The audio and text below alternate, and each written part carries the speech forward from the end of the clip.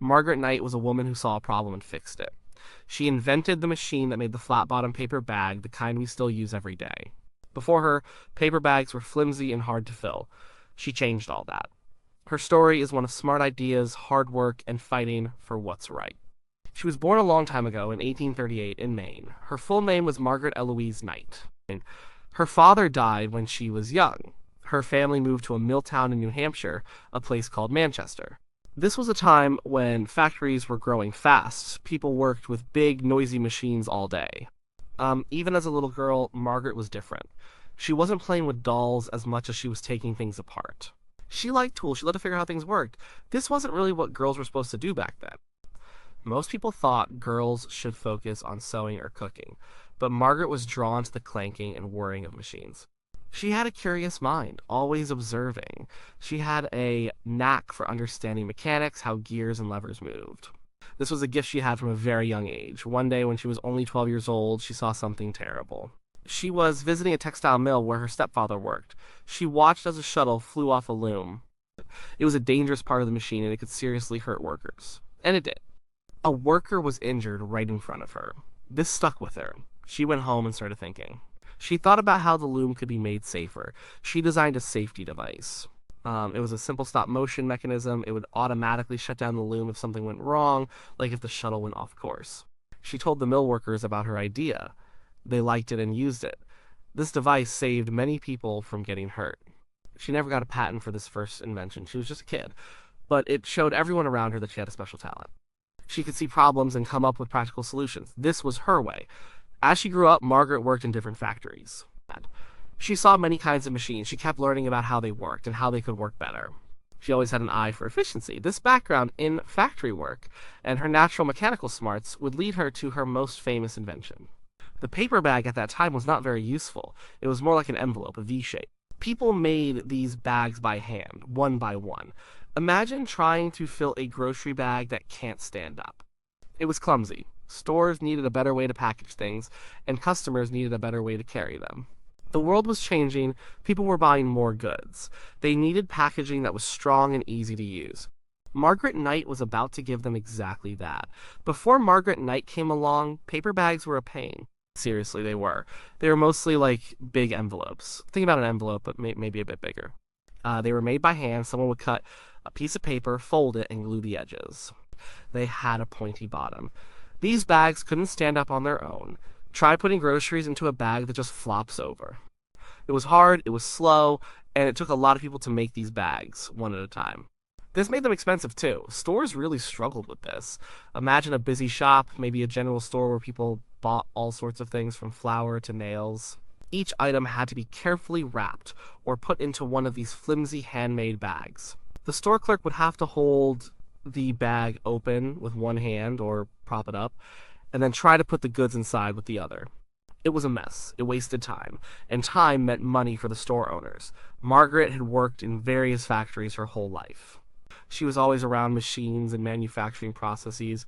She saw how things were made. And she also saw where things were inefficient. Her eyes were always open for ways to improve things, to make work easier and faster. This was just how her brain worked. She kept thinking about this problem of the paper bag. She saw how much trouble it caused. She saw the potential for a better bag. The key idea she had was simple but revolutionary: a flat, square bottom. If a bag had a flat bottom, it could stand up on its own. This would make it much easier to fill. It would also make it easier for people to carry things, and it would pack better on shelves. But making a flat, square bottom bag by hand was even harder and slower than making the old V-shaped ones. It required more complex folds, more precise gluing. This meant that for her idea to really work, it couldn't be done by hand. It had to be done by a machine.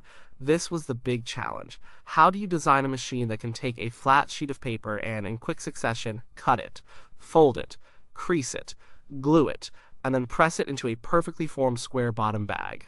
It was a very complex mechanical puzzle. Margaret's jobs often put her in places where she could observe these manufacturing problems up close.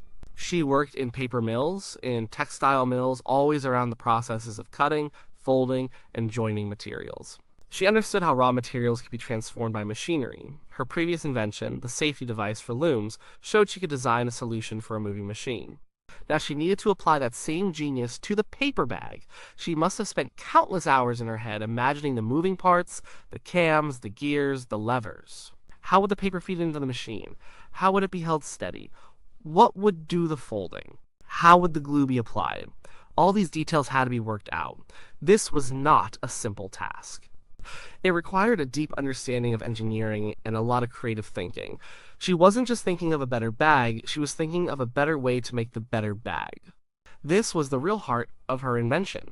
The challenge wasn't just to make one bag, but to make thousands of them quickly and cheaply. Her vision was of a machine that could churn out these new useful bags, changing how stores operated and how people shop. She had to take an idea from her mind and turn it into a working automated process. This kind of inventiveness, seeing a big problem and designing a complex machine to solve it, was a rare talent. And Margaret Knight had it in spades. Margaret Knight eventually found herself working for the Columbia Paper Bag Company in Springfield, Massachusetts. This was the perfect place for her to finally tackle the bag problem head on. She was surrounded by paper and the need for better bags. She had been thinking about this for years. Now she had the environment to actually build something. She spent a lot of time in a workshop. It wasn't fancy, but it was where she could bring her ideas to life. She started by building a model out of wood. This is how many inventors start. Wood is easier to shape and change than metal. She carefully carved and assembled pieces of wood, making a small version of what she envisioned. She needed to prove that her concept would actually work. The core of her invention was brilliant. She designed a machine with a series of mechanical arms. These arms would grab a piece of paper, crease it in just the right places, and then fold it into a flat-bottomed bag. It was like automating the hands of a skilled worker, but much faster and more precise. Here's how it generally worked. A sheet of paper would feed into the machine. First, the machine would score the paper, making lines where it needed to fold. Then, it would fold the sides of the paper, creating the main body of the bag. The crucial part was the bottom. The machine had a complex mechanism that would fold the bottom edges of the paper inward, creating two small flaps. Then, it would apply glue to these flaps. Finally, it would fold one flap over the other and press them together, creating a strong, flat, rectangular bottom. All these steps happened in a rapid, continuous sequence. This was a massive improvement over making bags by hand. Before, someone would have to manually fold each corner, apply glue, and then press it. It was slow and inconsistent. Margaret's machine did all of this automatically. It produced bags that were uniform in size and much stronger because the folds and glue were always perfect. Her wooden model proved the concept. It showed that her design was sound, but a wooden model couldn't handle the wear and tear of real factory work. She needed a machine made of metal, so she hired a machinist to build a working prototype out of iron. This was a big step, moving from a proof of concept to a functional, robust machine. The first working metal machine was a marvel. It could produce flat-bottom bags with incredible speed compared to human workers. It was strong and reliable. This machine was going to change everything for the paper bag industry and for stores everywhere. Once she had a working machine, the next step was to protect her invention. This meant applying for a patent. A patent is a legal document that proves you invented something and gives you the exclusive right to make, use, and sell your invention for a period of time. It stops other people from copying your idea. She applied for a patent in 1870. This was a crucial moment. It meant her invention was officially recognized, or so she hoped.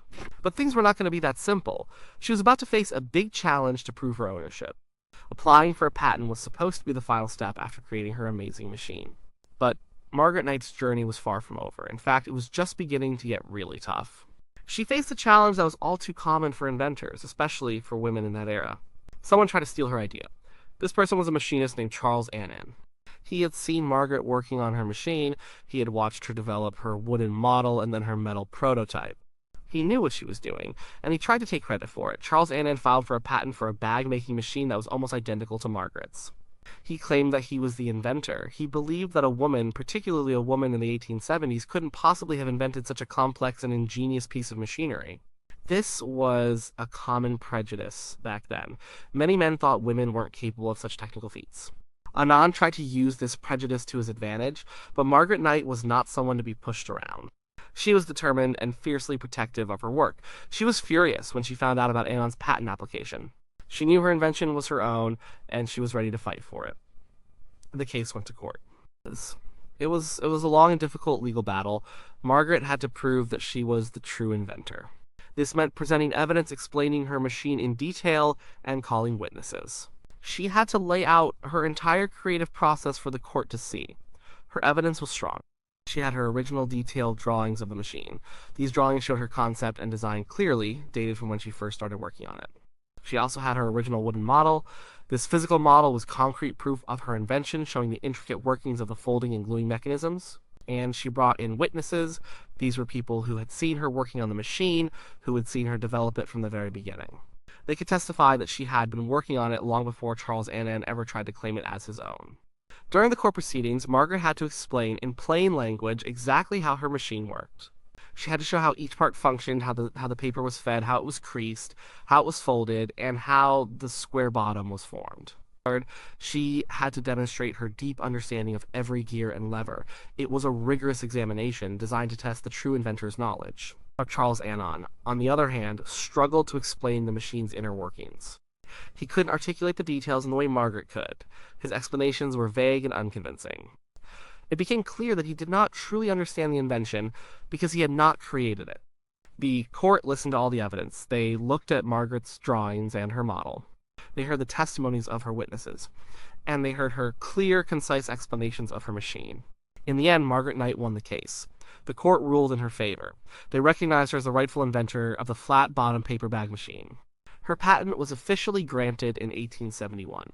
This was a monumental victory. It wasn't just a win for Margaret as an individual, it was a win for women inventors everywhere.